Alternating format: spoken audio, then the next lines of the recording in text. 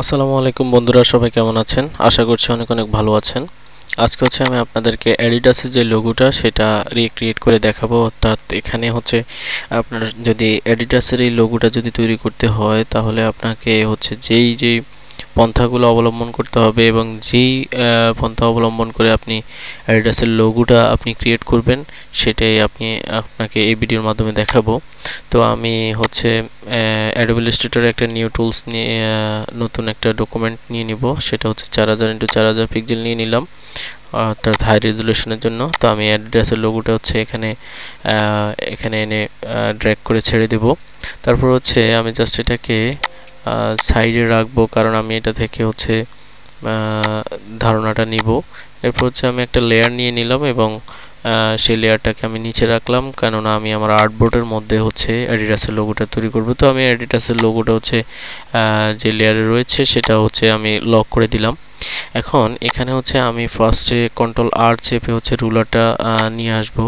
এখানে যেই জিনিসটা আপনারা এখানে দেখতে পাচ্ছেন যে আমি এখান থেকে ড্র্যাগ করে কিন্তু দুইটা রুলার নিয়ে আসছি। এখানে আপনারা দেখতে পাচ্ছেন যে নিচের যে অংশটা সেখানে একটু কর্নার কিন্তু বের হয়ে রয়েছে, বাট আমরা সেটা বের করে রাখবো না, তাহলে জিনিসটা আরেকটু বেটার হবে আমি আশা করতেছি। এবং উপরে দেখুন এই পাতা দুইটার মাথা কিন্তু সমান অবস্থানে রয়েছে। আপনারা দেখতে পাচ্ছেন যে এই মাথাতে আমি যদি এই রুলারটা রাখি, আপনারা দেখতে পাচ্ছেন যে এই মাথাতেও কিন্তু রুলারটা সেম অবস্থানে রয়েছে এবং মাঝখানের পাতাটা কিন্তু একটু বাড়তি অবস্থানে থাকবে, কারণ এই পাতাগুলো কিন্তু শোয়ানো অবস্থায় ছিল। তো আমি এখানে কিন্তু তিনটা পাতার মাপই কিন্তু সেম। তো ফার্স্টে আমি একটা পাতা আঁকবো, জাস্ট ওই পাতাটা দিয়ে আমি বাকি তিনটা পাতা আঁকবো। তো আমি এখান থেকে যদি আমি হেল্প নিয়ে একটা পাতা আঁকি, আপনারা এখানে দেখতে পাচ্ছেন আমি জাস্ট কন্ট্রোল পি চেপে আমি পেন টুলটা নিলাম এবং আমি এখানে পাতাগুলো আঁকতেছি। আমি জাস্ট একটা পাতা আঁকলাম এবং সেটার ফিল কালারটা দিব ব্ল্যাক। তো আমি এই পাতাটাকে ড্র্যাগ করে মাউসের রাইট বাটন চেপে ড্র্যাগ করে এনে আমি এখানে ছেড়ে দেব। এখানে একটা জিনিস লক্ষ্য করুন, আমি কিন্তু রুলারগুলো কাটি নাই এবং সেটা আমার আর্টবোর্ডের মধ্যে কিন্তু সেম মাপে রয়েছে। এখন আমি এই পাতাটাকে কন্ট্রোল সি এবং কন্ট্রোল এফ দিব, যার কারণে এই পাতাটা কিন্তু একই স্থানে অর্থাৎ কপি হয়ে নতুন আরেকটা পাতা তৈরি হয়ে রয়েছে। তো আমি জাস্ট এখানে রাইট বাটন ক্লিক করে ট্রান্সফর্মে দেব এবং রিফ্লেক্টে দিব। রিফ্লেক্টে দেওয়ার পর আমি এখানে ভার্টিক্যাল অবস্থানে রাখবো, তারপরে ওকে দিব। দেখুন আমি যেটা কপি করেছিলাম সেটা কিন্তু এখানে চলে আসছে।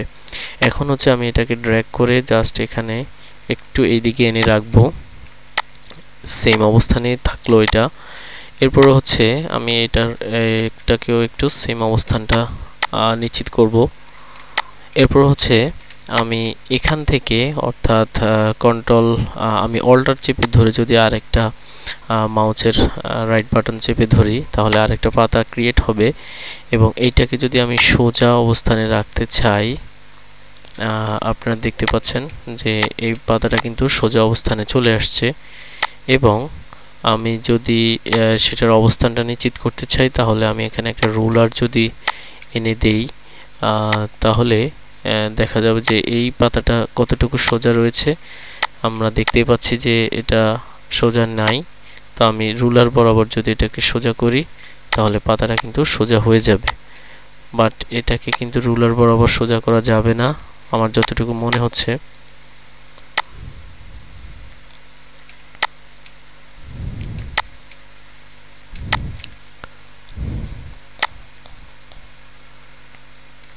আশা করি এই মুহূর্তে কিন্তু পাতাটি কিন্তু মোটামুটি সোজা অবস্থানে রয়েছে।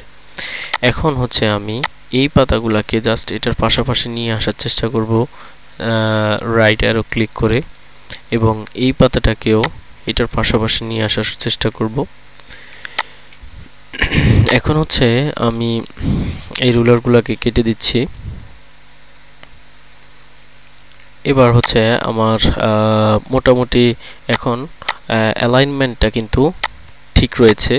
এবার আমি কিছু রেক্টেঙ্গুলার টুল আঁকবো লম্বালম্বি অবস্থানে, যেগুলো একটু চিকন শেপের হবে এবং যেগুলোর ফিল কালার হবে সাদা, যা আমার ওই লোগোর অবস্থানে কিন্তু নিয়ে যেতে এটাকে তৈরি করতে সহায়তা করবে। এগুলাকে আমি আর একটু এইদিকে নিয়ে আসতেছি। এরপর হচ্ছে অল্টার চেপে ধরে আমি জাস্ট এটাকে আরেকটা তৈরি করলাম এবং অল্টার চেপে ধরে সেম আরেকটা তৈরি করলাম। এখন দেখুন এখানে কিন্তু 3টা শেপ তৈরি হয়ে গেছে, বাট আমি চাচ্ছি যে শেপগুলো আরেকটু থিন হবে, সেজন্য আমি শেপগুলো কেটে দিচ্ছি এবং এই শেপটার মাপে যেহেতু আমি সবগুলা চাচ্ছি, এই শেপটাকে আমি একটু চিকন করে নিচে নামিয়ে আনলাম এবং আমার কিন্তু শেপগুলা এখন সবগুলা একই মাপে রয়েছে।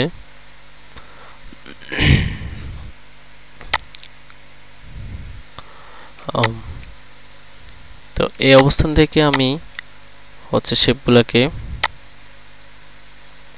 প্রত্যেকটা শেপকে আমি সিলেক্ট করে নিলাম এবং সবগুলা যেহেতু একই মাপে রয়েছে, এবার হচ্ছে আমি রুলারগুলা ডিলিট করে দিতে পারি এবং সম্পূর্ণ আর্টটাকে আমি সিলেক্ট করব।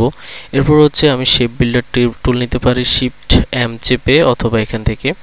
এরপর হচ্ছে আমি শেপ বিল্ডার টুল দিয়ে, যেহেতু এখন সবগুলো সিলেক্ট করা অবস্থায় আছে, তাহলে আমি এখানে জাস্ট অল্টার চেপে ধরে আমি এই শেপগুলাকে হচ্ছে কেটে দিব।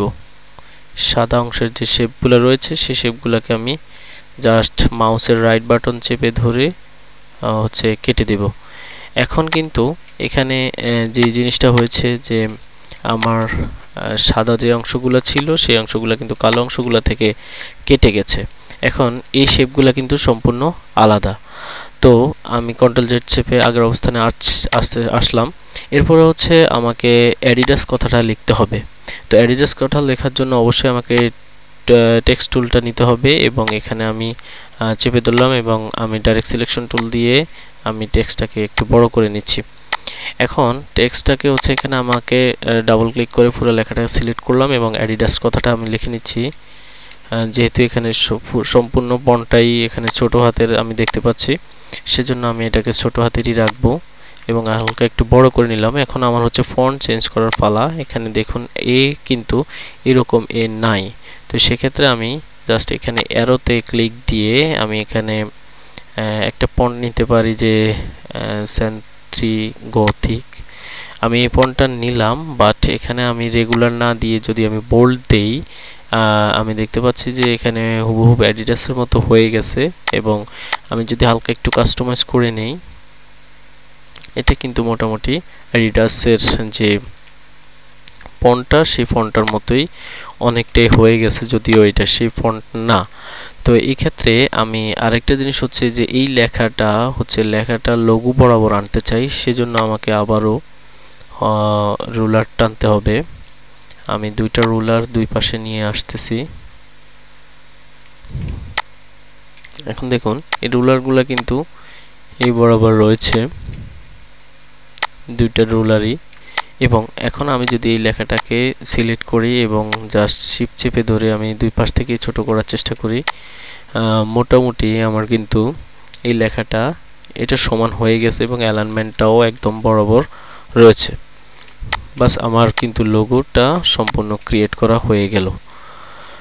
তো আশা করি আপনারা লোগো তৈরি করার যে থিমটা সেটা অবশ্যই বুঝতে পারছেন এবং আমি এখান থেকে কিছু টুলস ইউজ করছি, সেগুলোর ব্যবহারটাও অনেকটা আপনাদের উপকারে আসবে আশা করি। ভিডিওটি অবশ্যই ভালো লাগলে লাইক করবেন, কমেন্ট করবেন এবং সাবস্ক্রাইব করতে ভুলবেন না। আল্লাহ হাফেজ।